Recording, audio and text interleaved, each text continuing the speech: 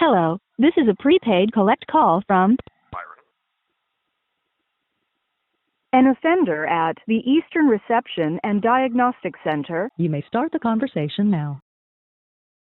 This is A Mind Unconstrained. I'm Byron Case, an imprisoned writer and poet. I just entered my 25th year of a life sentence for a murder that I didn't commit. Prison can be tough. It's primarily been writing that has sustained me over the past 2.5 decades. My creative nonfiction and poems have been published in magazines, literary journals, and anthologies. I started blogging from prison in 2007, but shuttered my blog last year to start a Substack, which you can find by visiting amindunconstrained.substack.com. Meanwhile, you found this podcast, which is my newest thing. I like to think that A Mind Unconstrained is exactly what the title implies. Evidence of the ways of thinking that are possible in spite of my imprisonment. Having a sentence of life without parole doesn't mean I have to live like a lifer. Without those mental shackles, my mind's free to wander, and wander it does. Stick around. You'll see. This week, I'm going to answer another question that people seem to be curious about. What kind of jobs have you had in prison? Well, prisons are in a lot of ways like little towns. People live here, so there's all the usual stuff that keeps things going. Pipes clog, and toilets break, so we need plumbers. The population needs to eat, so we need residents to cook and serve the food. Trash goes out, so we've got guys who pick bags up from the curb in front of the housing units. Prisoners work in basically every area of the facility. We work in a bunch of different areas. Maintenance, education, janitorial, clerical, laundry, warehouse, food service, landscaping, and probably more that I can't even think of right now. But the thing about prison jobs is that because the population is so big and the available positions are so few, not everyone can be gainfully employed.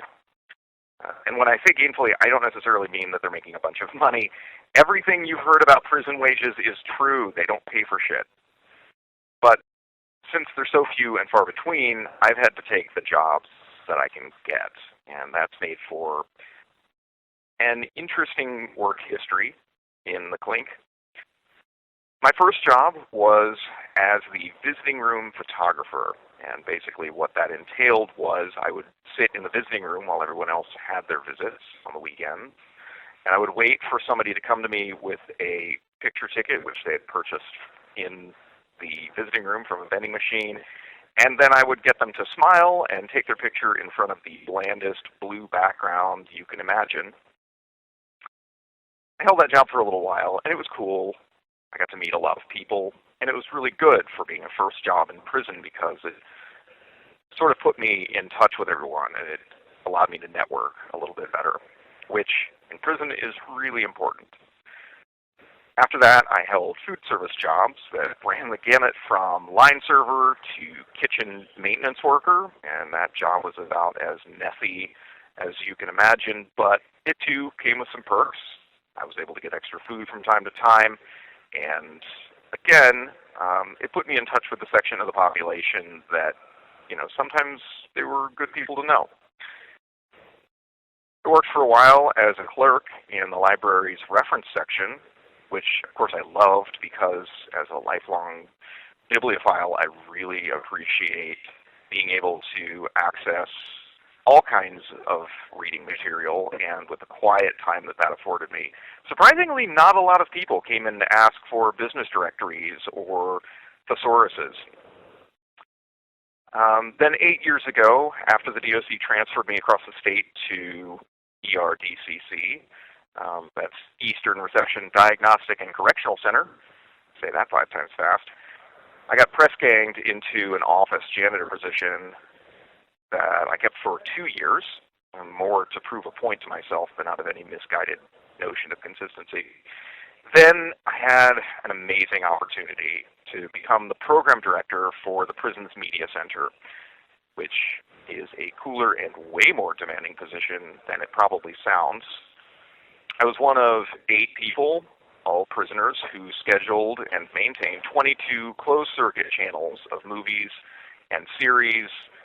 We developed software, and we produced a whole raft of original programming in the studio that we have here. Filmed local events, and just generally did awesome things for the community. But these days I'm working in the Reentry Center here at ERDCC. My position isn't a real job. I volunteer full-time, facilitating classes and helping people get ready for their return to society. I gave up that program director job, which was one of the highest paying positions in the institution, because this work, this reentry stuff, is important and incredibly meaningful. There's not a day that goes by where someone doesn't thank me for helping them put together a winning resume or teaching them something new in my computer literacy workshop.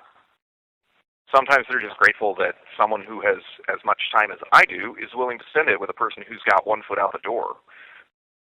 It's volunteer, so I do this without pay. I fortunately squirreled enough money away in the last 6 years of media madness to make this possible.